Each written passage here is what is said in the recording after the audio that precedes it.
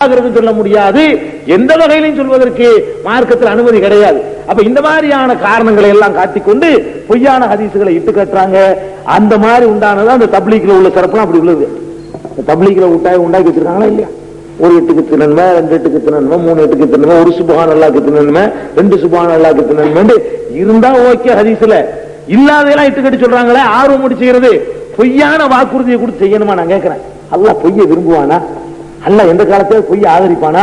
அவன் உண்மையே விரும்பக்கூடியவன். பொய்களை ஒரு காலத்தையும் அவன் விரும்ப மாட்டான். பொய் சொல்றதுக்கு ஒரு 3 கட்டத்துல அல்லாஹ் அனுமதிச்சிருக்கான் தன்னுடைய ரசூல் மூலமா. அந்த 3 சந்தர்ப்பத்தை தவிர வேற எந்த ஒரு சந்தர்ப்பத்திலையும் பொய் சொல்ல முடியாது. அந்த 3ல இது வரல. எது வரல? நீங்க மார்க்கத்தை நிலைநாட்டுறதுக்காக பொய் சொல்றது உங்களுக்கு வரல. மார்க்கத்தை நிலைநாட்டுறதுக்காக ரசூல் பேர்ல இட்டுக்கட்டி பொய் சொல்றது என்ன செய்யல? வரல. உங்க உயிரை காப்பாத்திக்கிறதுக்கு பொய் சொல்லிக்கிறீங்க, தப்பு இல்ல.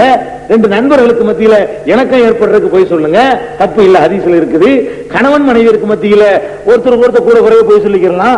உன்னை மாதிரி உலகத்துல யாரும் கிடையாதுன்னு சும்மா சொல்லிக்கிறலாம். யாரும் இருக்க மாட்டாங்களா? கொண்டாட்டியை பார்த்து புருஷன் சொல்லலாம், உன்னை மாதிரி அழகி உலகத்துல யாரு இருக்கா? அவ பங்கரையா கூட இருக்கலாம். அவ குளிர வைக்கணுங்கிறதுக்கு அவன் என்ன செய்யறது? அது மாதிரி ஒரு பொய். வாக்களிக்கிற பொய்லாம் சொல்லிடக்கூடாது. டீ வாங்கி தரேன், பிரிட்ஜ் வாங்கி தரேன் பொய் சொல்லிட்டு அந்த மாதிரி பொய் இல்ல. அவங்கள கூல் பண்றதுக்குள்ள பொய். உன் குணம் யாருக்காச்சும் வருமா அப்படிங்கணும்.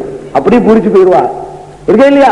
இந்த பொய்களுக்கு மார்க்கத்தில் அனுமதி இருக்கு. புருஷன் பொண்டாட்டி சொல்லலாம், பொண்டாட்டியும் புருஷன் அப்படி கூட கூட சொல்லிக்கலாம். அது காதல் வர்ணனையில ஓடி போயிடும். அதுக்கு மார்க்கத்தில் அனுமதி இருக்குது.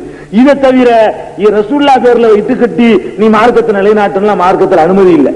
அப்ப இந்த மாதிரியான காரணங்களினால் தான் ஹதீசுகளை என்ன செய்ய வேண்டியிருந்துச்சு? வரையறுக்க வேண்டியிருந்துச்சே தவிர மற்றபடி ஹதீசுகள்ல சந்தேகம் உண்டு, ரசூலுல்லாஹ் சொன்னதை ஏத்துக்கிற கூடாதுங்கிறதுக்காக கிடையாது. வேண்டிய ஹதீஸ் வேண்டாத ஹதீஸ்ங்கிற அடிப்படையிலும் கிடையாது. குர்ஆன்ல எந்த அடிப்படையில் உரசி பார்த்து ஒரு செய்தி நம்பணும்னு அல்லாஹ் சொல்றானோ அந்த அடிப்படையில் நம்பணுங்கிறதுக்காக தான் உருவாக்கப்பட்டுச்சு. ஆக அல் குர்ஆன் பார்வையில தான் ஆதாரப்பூர்வமான ஹதீசுகளை அமைச்சு வச்சிருக்கு என்பதை நம்ம தெளிவா விளங்கிட்டோம்.